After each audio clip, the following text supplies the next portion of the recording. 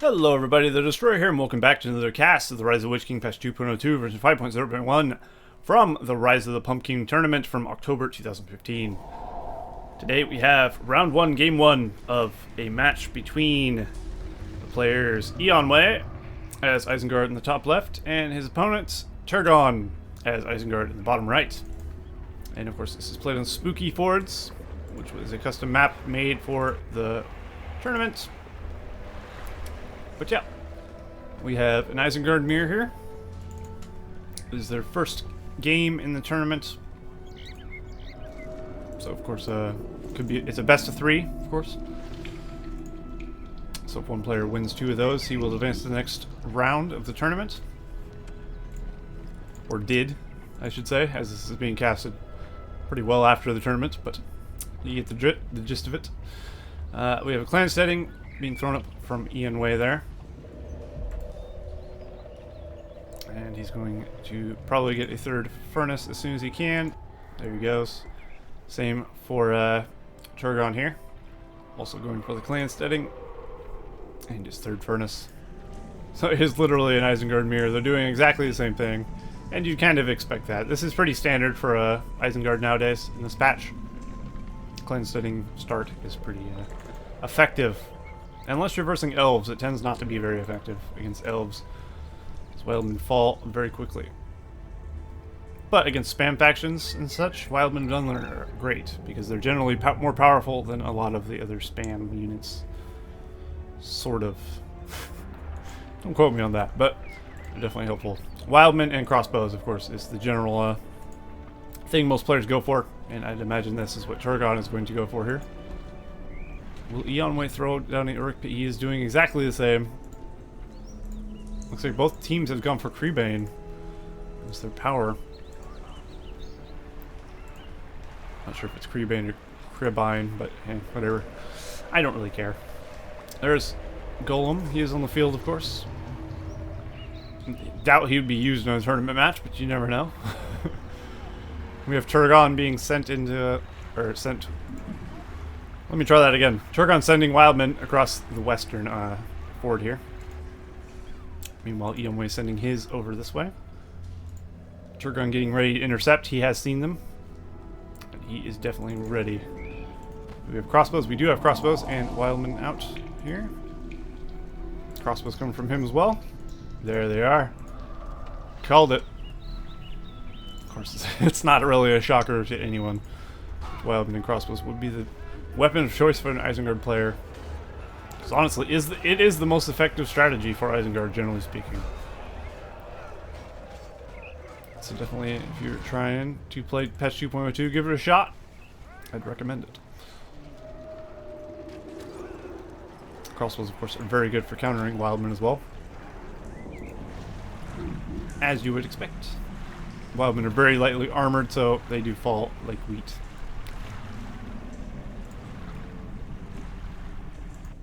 I don't think either team has taken a building yet. Looks like this one's taken some damage.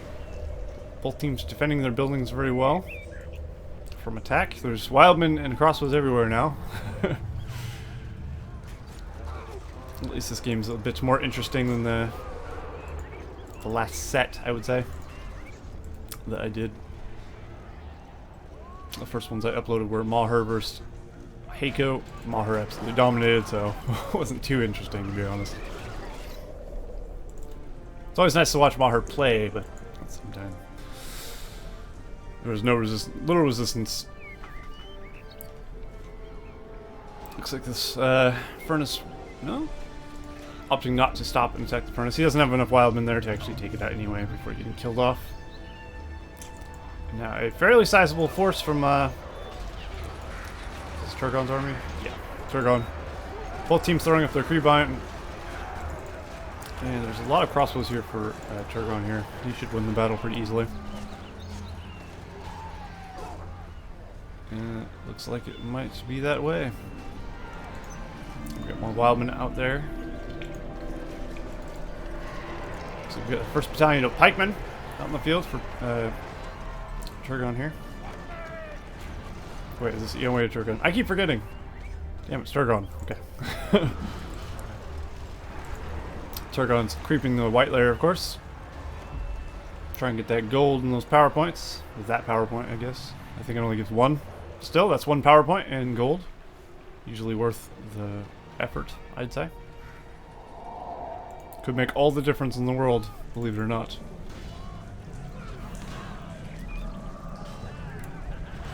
Looks like this furnace of Turgons might get taken out here by these wildmen.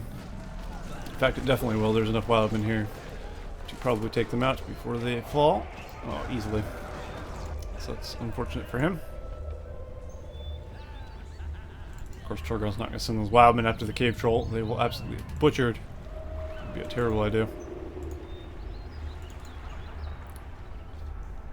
Anything different over here? Nope. He's continuing to go with the same strategy, which is fair enough. These pikes, of course, won't be very good against wildmen, as you would expect, but he's not using them to counter wildmen, of course. And Turgon's gone for a Sharku as his hero. Eonwe does not have a hero at the moment, so it does give Turgon a bit of an advantage. Of course, Turgon's Sharku will be great against the wildmen and the archers, as there is no pikes in that army, and he is a warg rider. So he should be able to run in there and attack, and he can also run around and harass farms effectively as well. Oh, but we have alerts out for Eonwe. He's going for the standard Isengard hero, which is not a bad choice by any means. If Lurtz gets his cripple strike, he will absolutely obliterate Sharku, so he needs to work towards getting level 4 for that, and then he can deal with Sharku pretty easily. Until then, Sharku will be a pain in Eonwe's side.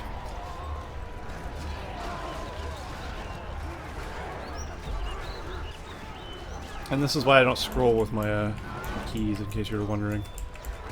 My scroll rate is very high, because that's how I prefer to play. So it's definitely easier for me to move my mouse like this, because it's much more slight. But Turgon's army absolutely crushed here.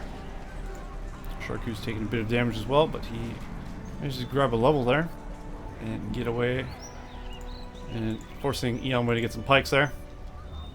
It'll be a little less easy for Sharku to run in now. But if he's microed correctly, he should be able to kill a lot of things. Ooh, that was a nice run through. He got level 3 from that. At level 5, he gets Tame the Beast, so enemy Warg Riders won't be very effective against him. He can take control of Wargs and Warg Riders, which is pretty useful. Especially in Isengard Mirror. Kind of forces your opponent not to build cavalry against you, if you think of it that way. And if they do, you can take them over and make them pay for it. So it's kind of a nice tactic. But it may be that Eonwe won't need the cavalry, so I guess we'll see. Lurtz could be all he needs here as he levels up. Pre-Bane being thrown up there. Ooh, Lurtz does have his Carnage. He's wailing on Sharku there. Of course, he doesn't want to chase Sharku, he won't catch him. He did do a good amount of damage. Sharku's very fast, and Lurtz is very powerful. So they both got their advantages. See, Sharku's actually wrecking these archers. The crossbows are falling pretty quickly. Eonwe's actually taking this furnace out here as well with some pikes. Pikes, of course, are one of the better units against structures. So it's better to send a group of pikemen after a farm than a group of swordsmen, I believe. Generally why people use these for creeping as well. And they tend to kill off the thing they're fighting very effectively as well, which is nice. Yeah, pretty effective attack for Eonwe. He got his Lurtz up to level 3 or more level, and he will have the cripple strike, which will put the fear into Sharku, no doubt. Of course, while he's harassing with these pikemen, he can't be countered by Sharku as well, which is an added bonus of being a pikeman. So Sharku's going to have to go around and kill lairs or find farms to pick up. There you go. Just like that. Of course, he will be chased off by Eonwe's pikes. And Eonwe is sending more guys across the board there. Turgon will have to react very soon. Turgon does have a pretty sizable army, though. It's gotta be said. He does have 2 clan settings and a Urg pit now. I'd love to see one of the players get a Saruman. That would be pretty amazing. I always love to see Saruman. Saruman is so powerful and so awesome. He is my favorite hero to play with, personally. I think he has the most fun powers to use, besides Gandalf, of course. I don't care for Gandalf's lightning sword, per se. That's why I like the Fireball and the Wizard Blast from Saruman, and his Lightning Strike. More than his Asari Light from Gandalf. But Word of Power, you can't match Word of Power, of course.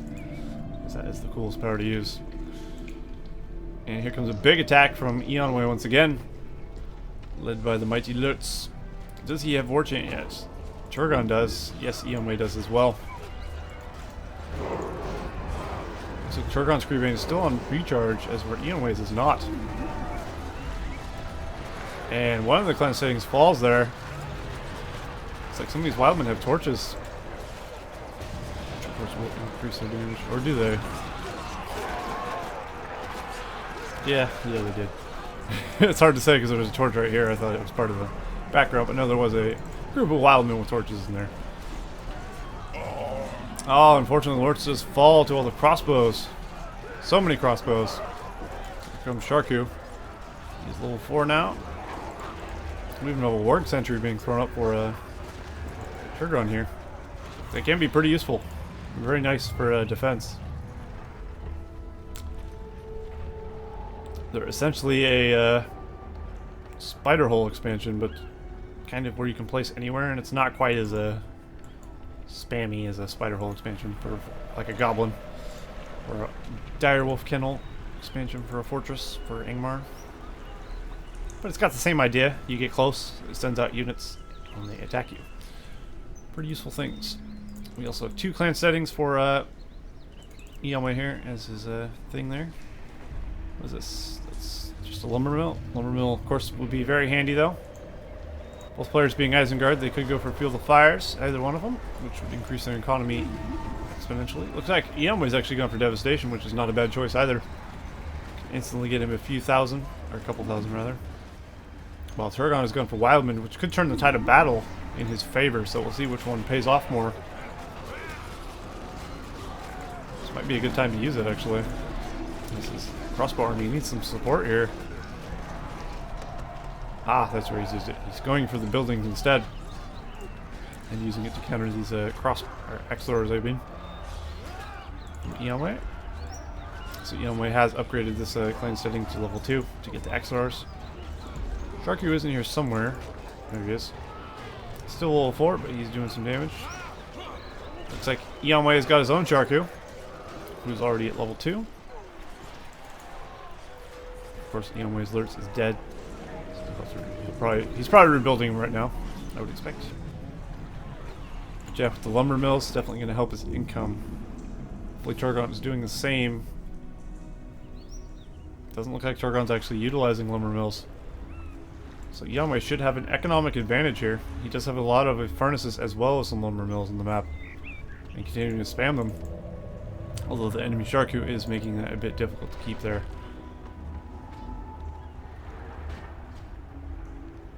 And he will lose this lumber mill, giving the Sharku a level. It'd be kind of funny if you could just tame the beast on an enemy Sharku. Just take control of his ward. Make him go where you want. It would be amusing. And now we have alerts out for Turgon. Still continuing the mirror aspect of this game. We do have Wildman axe throwers for Turgon now. So both teams are essentially doing exactly what the other opponent is doing. Just not at the same time exactly. Turning out to be an interesting match though. Of course, a mirror from any team can be a bit difficult as you're throwing the same units at each other. Especially when you're utilizing the same exact strategies. It's really going to be about powers and micro at this point. Or possibly massive amounts of macro. Hard to say. Either way it will help though. This builder from Turgon running from these spikes. That troll should save him now.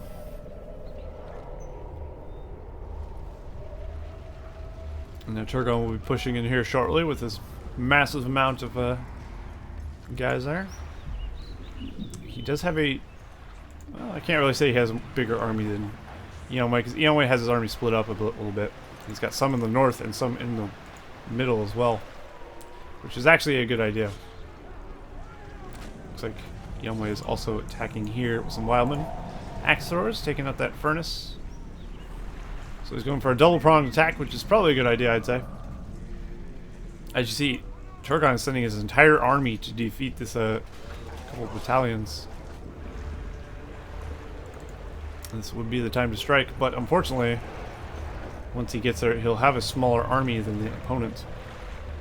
So that will be a downside, of course. This Lurtz is level 1, though. This Lurtz is level 3, so clearly Eonwe's Lurtz will have the advantage. Both teams throwing down the Crebanes and the war rally calls, or war chant. It's level 4 now. He can cripple strike. Is he going to cripple strike the Sharku? I hope so. And Turgon's Sharku is stuck. Eonwe knows what has to be done. He wants Sharku dead in a major way, and he will bring him down. There he goes.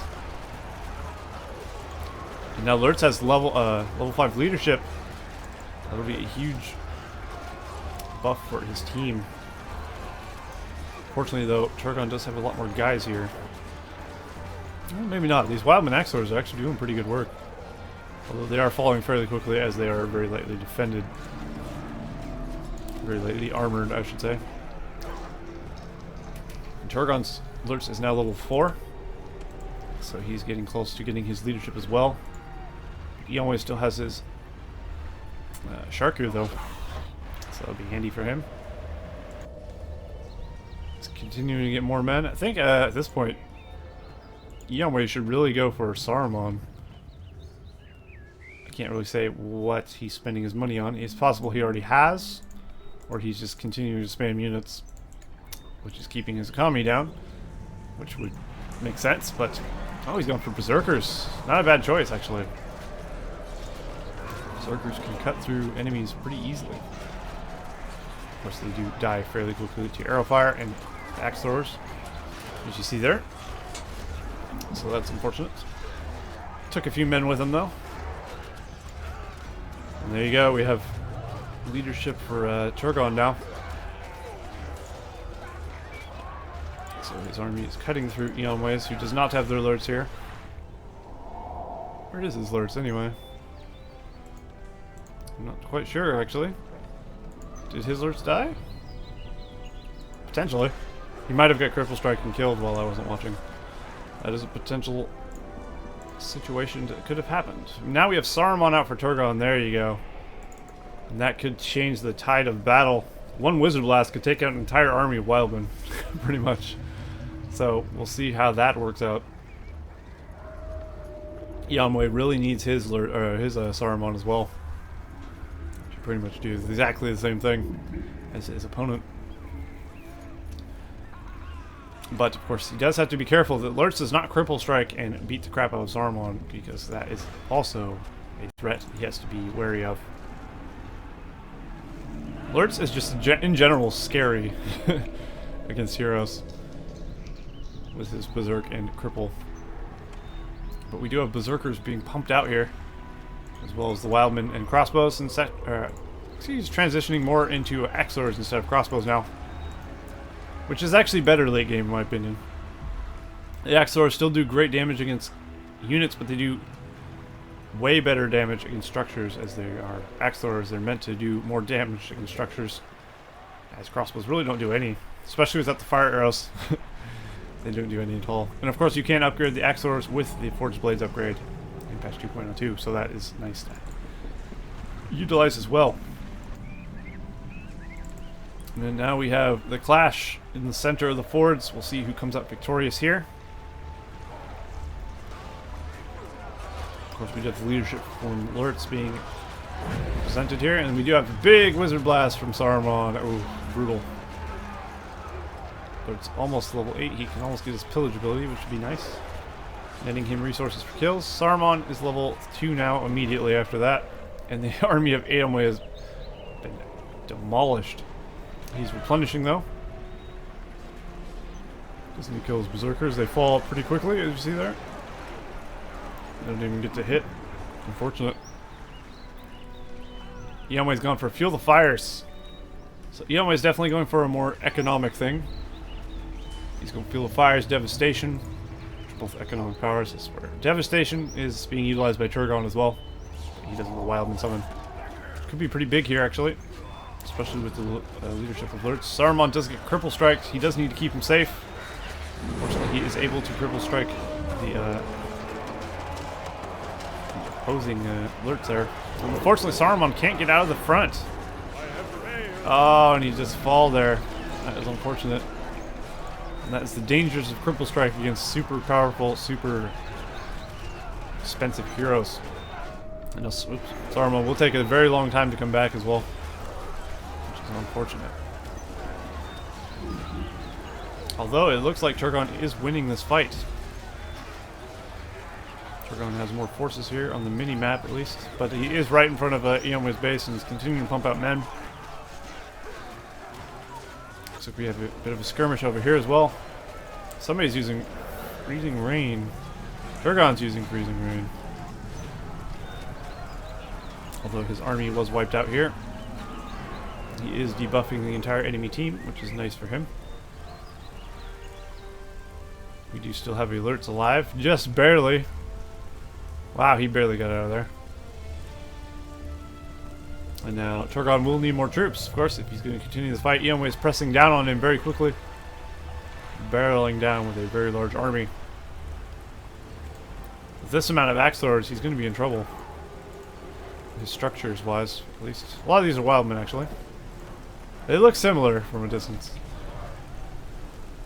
It actually looks like some of the wildman model are actually the axe thrower model. They are. This guy here in the middle is the exact same model as this.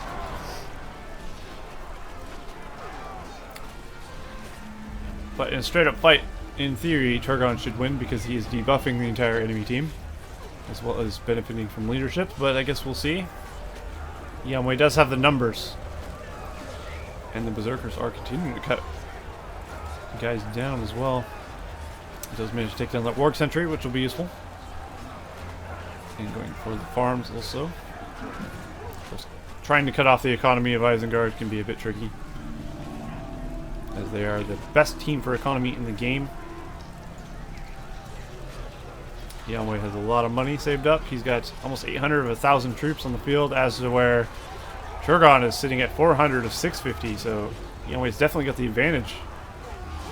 Looks like Eonwe also went for his Saruman. He's getting close to a 25 power, sort of. Unfortunately, Saruman is stuck. He's pinned down, and now there's Warg Riders on the field. Interesting, I didn't expect to see any of those. Those could be useful. Saruman is so close. Oh, he's gonna fall, I can feel it. These axe throwers. And the Warg Rider's definitely gonna seal the deal there. Oh. Unfortunate seeing Saruman's fall. Unfortunate indeed. They never get to utilize their true potential. He was so young. So full of life. At the ripe old age of 5 million. I don't actually know how old Saruman is. He's old as hell though. I think he's one of the Maya or whatever. Original. So there you go. Oh man, things are looking good for Eonwe. He's finally getting some ground made on Turgon here.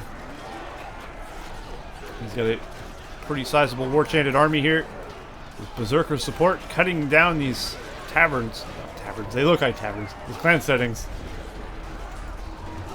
I wish the clan setting had a different model. Not the tavern model from Mordor in Battlefield Middle-earth 2. But I guess they just decided to recycle that asset since they removed the tavern anyway. Makes sense, I suppose. Can still be a bit off-putting sometimes.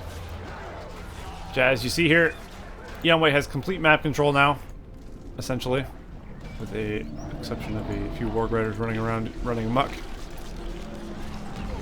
And he's also summoned a dragon. That should seal the deal for Eonwe.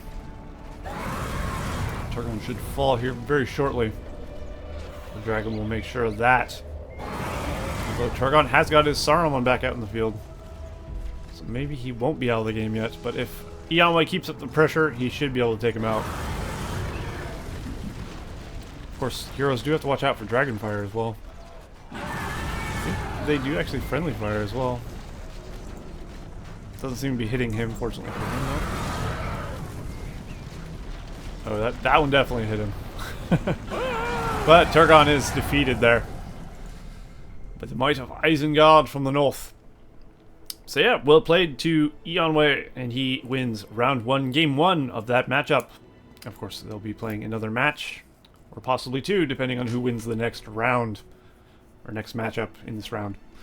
So yeah, hope you guys enjoyed that, and I will see you for more casts of the tournament coverage in the next game. So, see you next time.